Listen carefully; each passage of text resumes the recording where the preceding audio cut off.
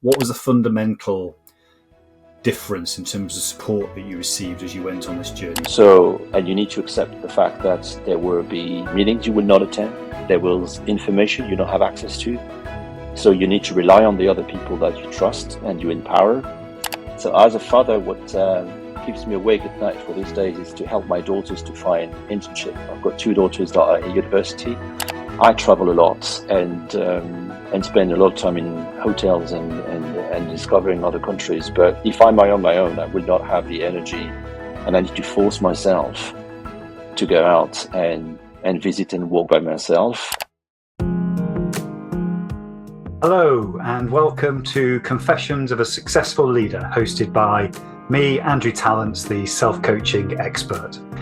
In each episode of the show, we hear the insightful confessions of a successful leader who wants to inspire others to live their professional and personal dreams. I am always keen to hear your feedback, particularly in relation to the kinds of leaders you would like me to invite onto the show in future. But for now, sit back, relax, and enjoy the rich insights from our special guest. Hello and welcome to another episode of Confessions of a Successful Leader, hosted by me, Andrew Tallents, the self-coaching expert. I'm delighted that Nicolas Sennegon has joined me in the studio today. With an academic background in translation and interpretation, Nicolas started his career as a diplomat with different positions in French embassies in London and then in Wellington in New Zealand. He moved back to France in 1999 and launched his career in media at the New York Times, which back then was the International Herald Tribune. It was based in Paris at that point. From 2000 to 2008, Nicolas built his sales skills across different functions at CNBC Europe and then France 24. The launch of France 24 gave him the opportunity to learn the ropes at management. He joined the Economist Group in July 2008, and he sees this as a key milestone in his career as he progressed from manager up to senior leader with a mix of sales and marketing roles across EMEA and global markets. Between 2015 to 2020, Nicolas joined the management committee of the Economist Global Media Businesses. When he left the Economist Group, Nicolas was Chief Commercial Officer. In the fall of 2020, he set up his own consultancy called Convergence Plus, specialising in international growth strategy, and he still owns a business today. Nicolas joined POLITICO in Europe as Chief Revenue Officer and was promoted to Managing Director in December 2022. He is married with 3 daughters. And Nico, I'm really pleased to have you on the show today. Welcome.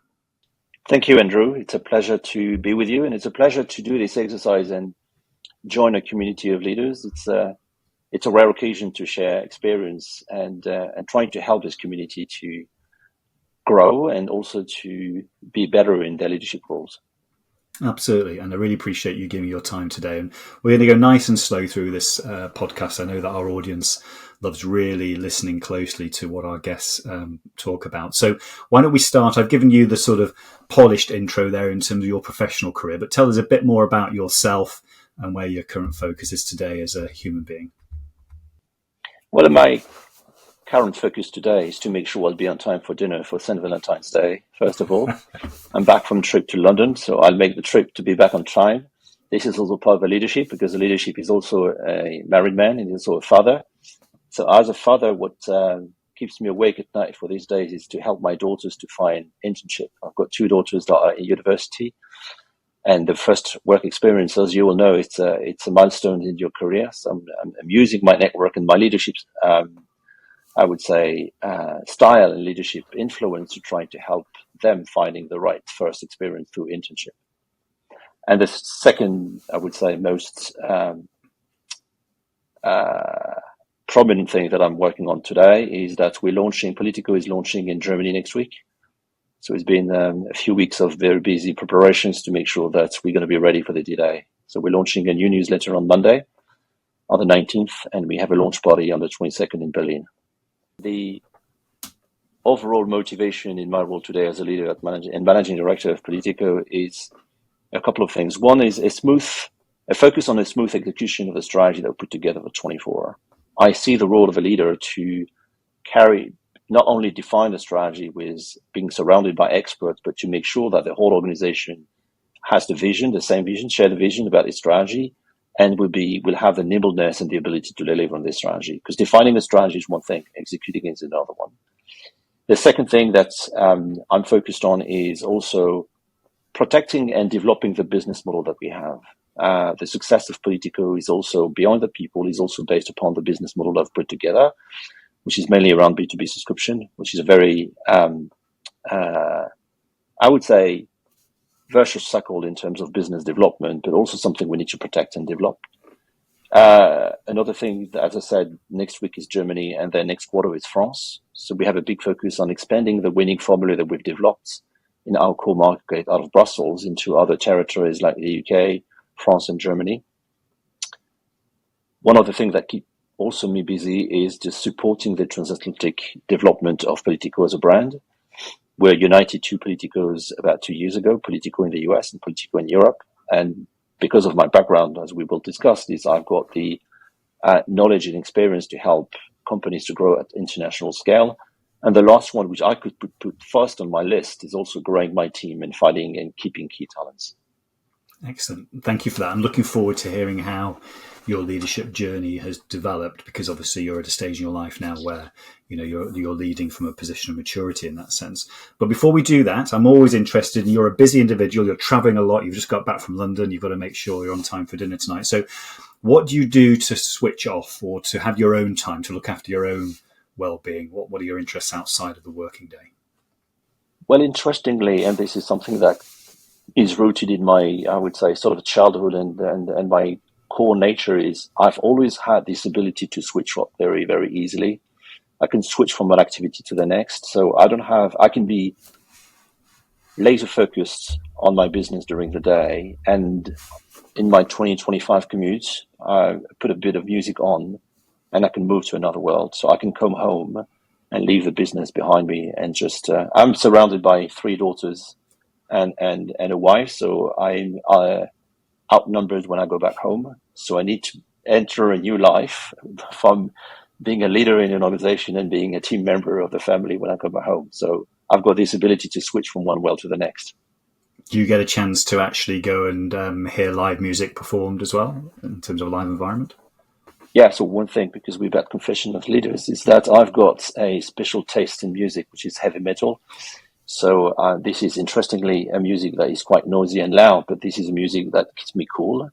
But yes, I do keep my passion as much as I can do alive, and I'm joining a group of friends and we're attending some live music and joining some festivals when I have the time. But I need to make the time, and I do make the time for this specific thing, because this is what allows me to be myself with my friends. I'm not the leader at Politico or any other place. I'm just Nicolas Sennegon joining my friends to attend some music festivals.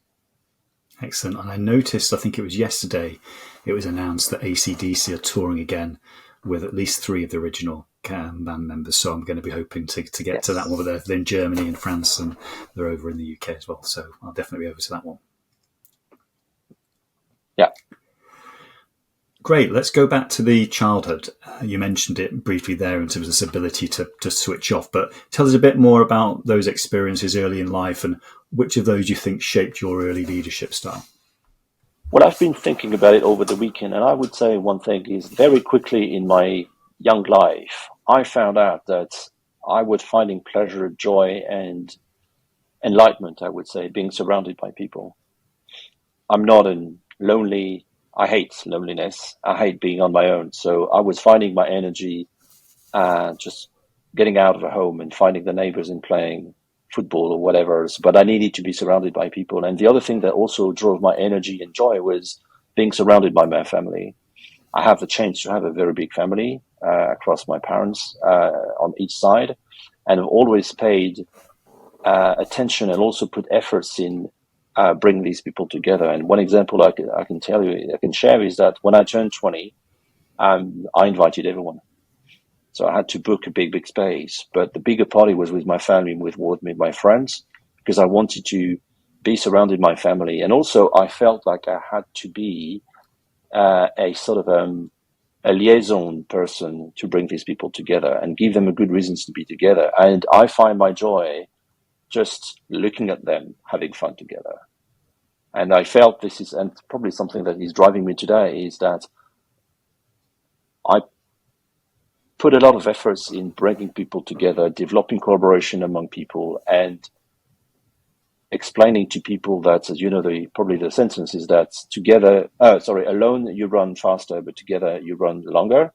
And this is something I truly believe in. So across my life, teenagers and so on, I had to be surrounded by people.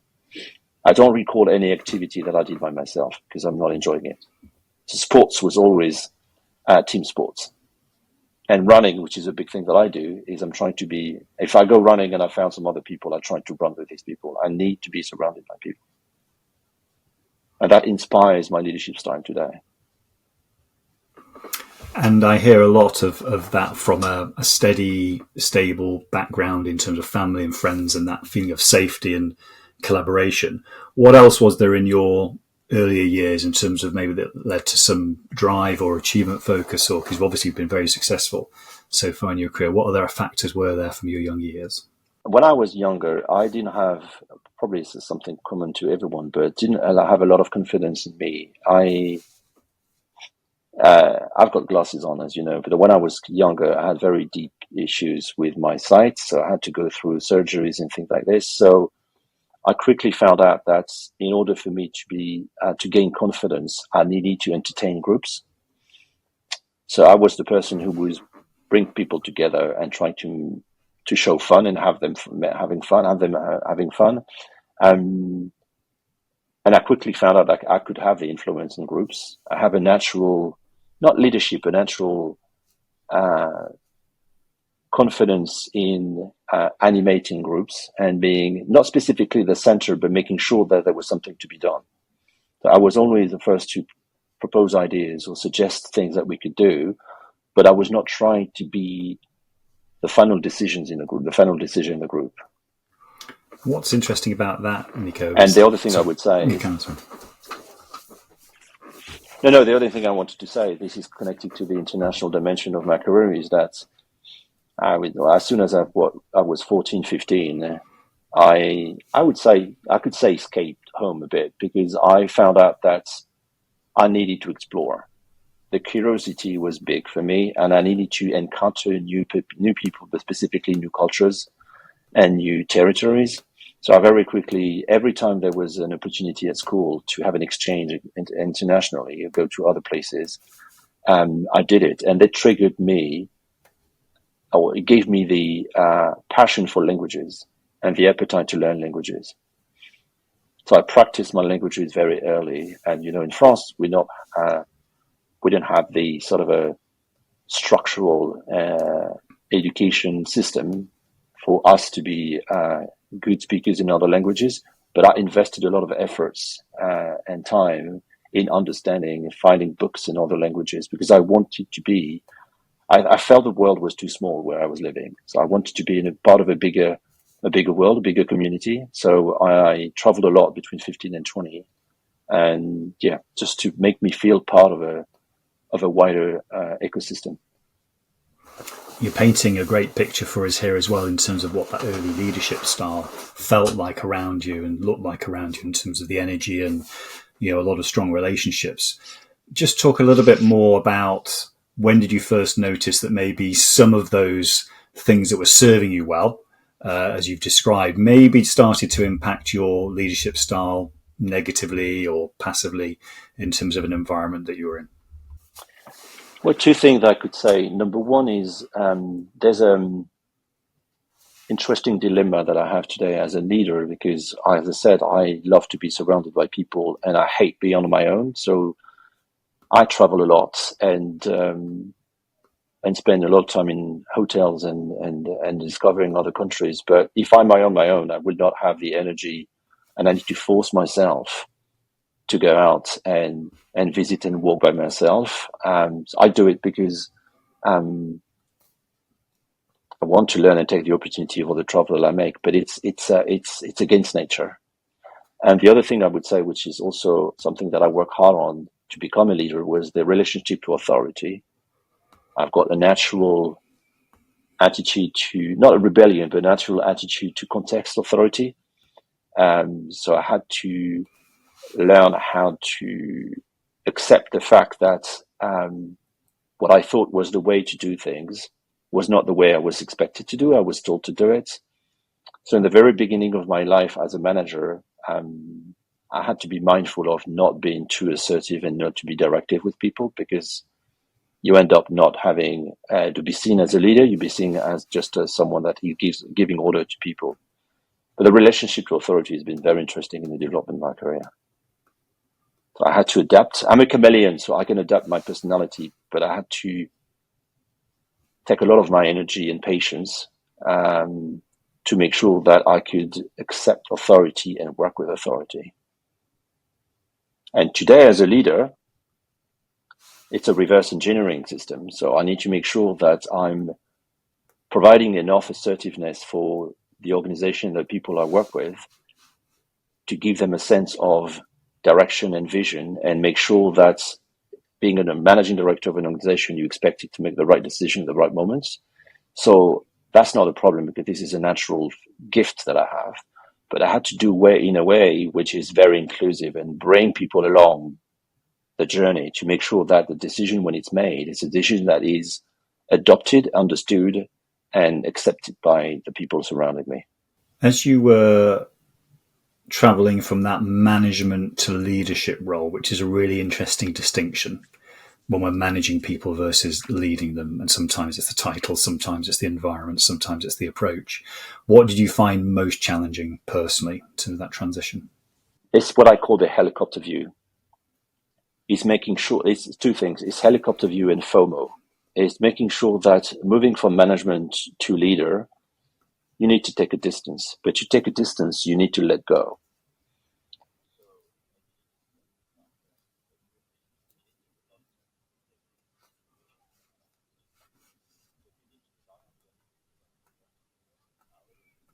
To have all the information and have information that you don't have, but trust these people that the sort of operational side of things will be delivered by people that are not you, but also delivered that in a way that could be different from what you would do. It's just, it's accepting the fact that others people operate differently, accepting the fact that you can't have access to all the information, you can't read all your emails, you can join all the meetings, but finding a way to show your value to the organization, but providing something else, which is for me, the vision, the direction, the sort of consulting approach to people. There's one thing that I've learned recently in a book, which is everything related to active listening. As you know, when you want to be a successful salesperson, and I've grown my career in sales, is you need to learn and grow your abilities or capabilities in active listening. But active listening is not enough. What you need to do is you need to learn how to listen to understand, and not to listen to respond. So I've practiced, and the way I've delivered and I've grown in this area and this field is that I've put myself away from my comfort zone in exercise like the fishbowl. I don't know if you know this exercise, fishbowl or feedback sessions, when you basically need to be in a room and listen to people, good or bad feedback, without being in a position to respond immediately. Accept the fact that you take the feedback, you suck it up, you swallow it, but you cannot respond immediately. And I put myself into these situations to remind me of listen to understand as opposed to listen to respond. I love that. It's a very uncomfortable place to be sometimes, but there's so much insight, from those kind of feedback sessions. So, and it's also when you reflect on it as well afterwards, which is important. I'm interested on this journey that you were talking about. I've got a little bit of sense, because obviously you said you've read and you've experimented with these different techniques as well. But what was the fundamental difference in terms of support that you received as you went on this journey? Some people have coaches, mentors, it's about friendship groups, it's about mastermind groups, whatever it is, a local community. What was it for you that was the main supporting factor? A couple of things. One is when you're driven by a goal, which my goal was to grow as a manager and then grow as a leader, you need to put yourself in a situation to succeed in these roles, meaning that you need to make decisions that sometimes in your career which will move you away from your comfort zone and but give you the experience to learn something new. So I've changed roles within my career, and sometimes, for instance, one day I decided to stop selling. I said I will not be a salesperson anymore. That was my comfort zone. I was a very successful salesperson. And after 10 years, I joined a company and I said, okay, you gave me a mission for 2 years and I'm going to deliver this mission. But in 2 years' time, I'm going to look for a job in marketing. And I did. I stick to it. And I did. I had no clue what I could do in marketing, but I wanted to test something different. And at the moment when I made that decision, I was in a company where the culture was talent retention and talent development. And I was lucky because I was guided, I was supported by very senior members of the organization. And so once I've experienced this first out of comfort experience, or out of comfort, I would say new function I was given, I've been mentored by many members of the senior organization of the same company. And every time I reached my plateau in terms of competency and in terms of development, they were giving me the opportunity to move into another function. And I've accepted all these functions each time. And that's how I've grown my career, not as a vertical line, straight line, but like a zigzag thing, because I've decided to move from one role to the next, moving from one region to the next. But it was a conscious choice to put myself away from my comfort zone. And I would say, as an advice, is everyone who has the opportunity to do so, do it. It's there's a few moments and a few sleepless nights when you do that.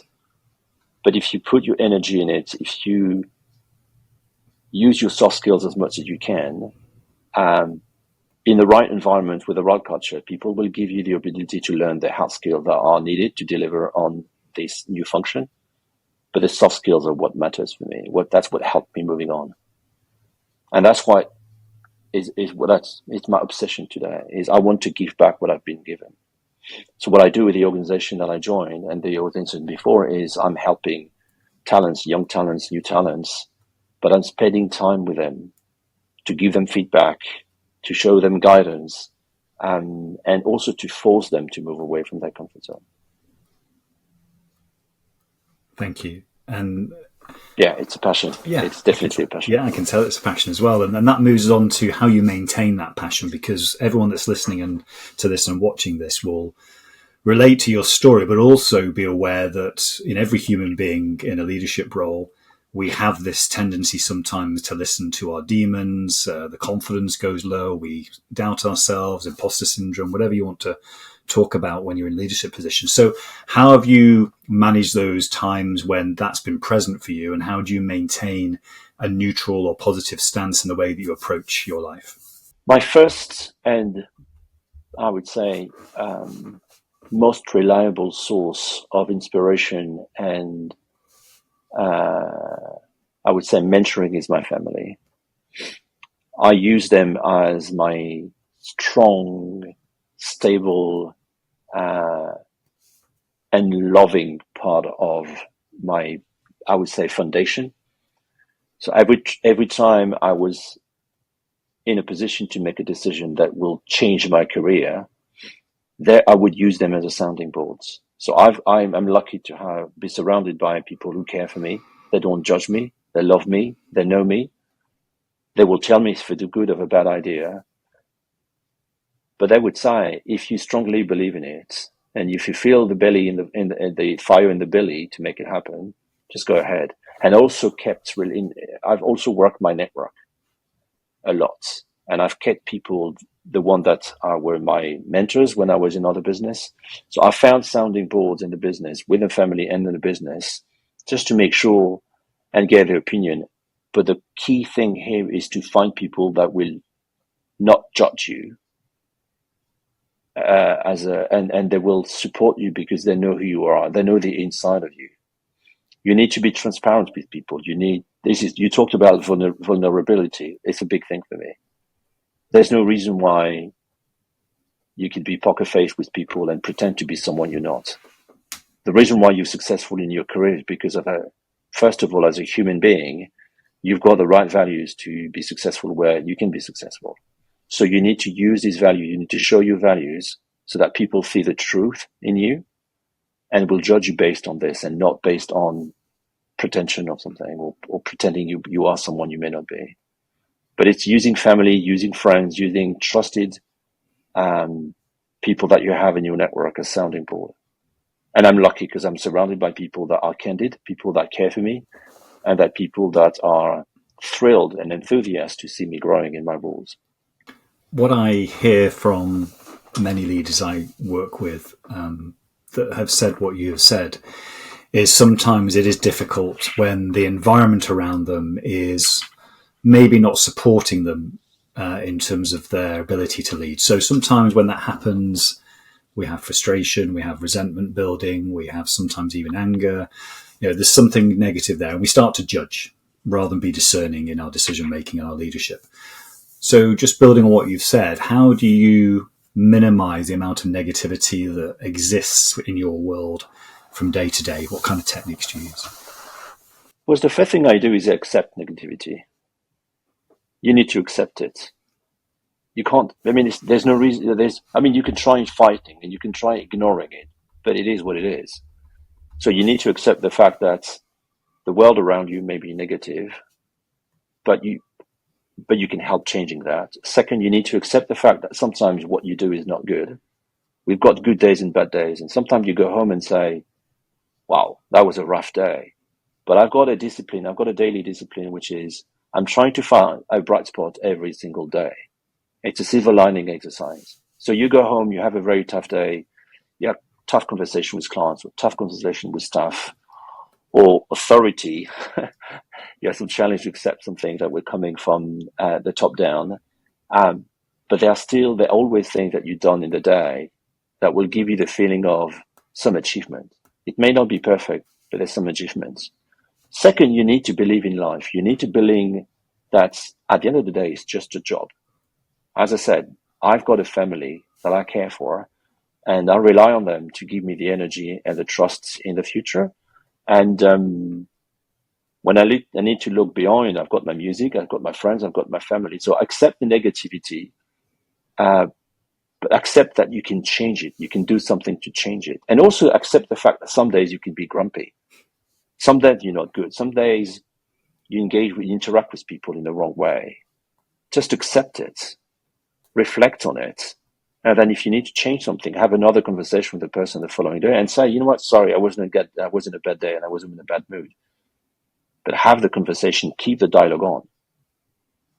And be optimistic. Be optimistic, believe in the future, and try to do something that will make this future brighter. And for me, the best way to do it is to focus on people. Growing business is one thing, and that's why I'm paid for, and that's why I'm working hard on. But that will never be a sort of satisfaction if I don't have the people, if I can't see the people growing. So when you lead sales, there are some salespeople that are good salespeople, but they have bad quarters or bad years. As long as they've put the efforts in it, sometimes you can't control how the market reacts. But trust them, help them build confidence, and say they're going to be a better day. Tomorrow is going to be another day. You need to feel that. I call it the fire in the belly. I can relate to that. And there's a great coach who's a little bit more mature now and gives a lot of his things away for free, but a guy called Marshall Goldsmith in the States. And he has this great technique of 6 daily questions where at the end of each day, you just ask yourself 6 basic questions of did I try my best today? Do I feel grateful today? Did I actually do my best in being authentic in relationships today? And they're all things about how I show up. And as you say, that's all we can do. And the rest we're not in control of. So I love what you're saying there. Yeah, and also spend the time to thank people. Yeah. Thank people for what they do. The challenge as a leader is that you've got busy days and busy weeks. So it's easy to find good excuses not to have or spend the time with people. And I don't think I do a good enough job, but I try hard on it. But spend the time to thank people for what they do. Spend the time to explain to people the impact of what they do. Also, when it's complicated times, explain to people why it's going to be complicated and what is the light at the end of the tunnel, and how collectively we can make it happen, and how their contribution, even if it's a little contribution, will help the bigger organization to thrive. Be yourself, I would say. You've already given lots of advice today, which I really appreciate, in terms of a leader's journey. Is there anything else that you would say to a leader out there that resonates with your story, maybe about their childhood, where maybe they were lacking a bit of confidence, or as they were transitioning in terms of all their international experience? Anything else that we haven't talked about that would be useful for our listeners and audience to hear? Well, a couple of things is hopefully share something that is quite common to leaders, is the imposter syndrome. I mean, we all come from different backgrounds. And one thing that when I look back now, I just turned 50, when I look back to the gentleman who was 20 or 25, I was not as energetic, and I was not as a workaholic or hard worker that I am today. And sometimes I say, if I had done better studies, maybe I would have done better, but I don't mind, because I'm very proud of what I've done so far. But it's also making sure that, again, build on your soft skills, augment what you're good at, and accept what you're not good at. Try to limit, try to learn, but don't try to be perfect. There are skills that you don't have and you're going to struggle to have. But as a leader, you can find other people that have these skills. And that's the thing, is you need to accept your vulnerability. You need to accept the fact that you don't know everything about everything. And that's the role of a leader, which is different from the role of a manager. The manager takes a team and focuses on the team. The leader hires people around he or she that are better than who we are, and bring this complementarity of skills, complementarity of personalities, and collectively as a team work. I mean, I would use another analogy, is that I think I could be a conductor of an orchestra, but I don't know how to play any bloody instrumental music. I don't know how to play music. I can listen to music, but I don't know how to play. But I know how to make people work together and play together so that it sounds like good music. So that's how I see myself, is as identify where the skills are in people and optimize these skills and combine skills with one another. Bring the right people in a room so that together they will be stronger. That's my role. My role is to make sure that I put the right people in the room. I give the right project to the right people. I also trust the younger people that have skills, but may not have the experience. That's fine as well. They can gain the experience, but they've got skills. And also to accept that some people, at some point, will tell you that there's another way to do things, a better way to do things. Right? Discuss with them, talk to them, listen to them, understand what they need to say. And if they convince you there's the right thing to do, then change, adapt. It's a people business. That's what I love about it. It's a people business. The people need to interact. We just need to create the right space for people to interact and to trust each other. And you obviously are now in your 50s. So what are your hopes for the future in terms of the next 5 or 10 years, both personally and professionally?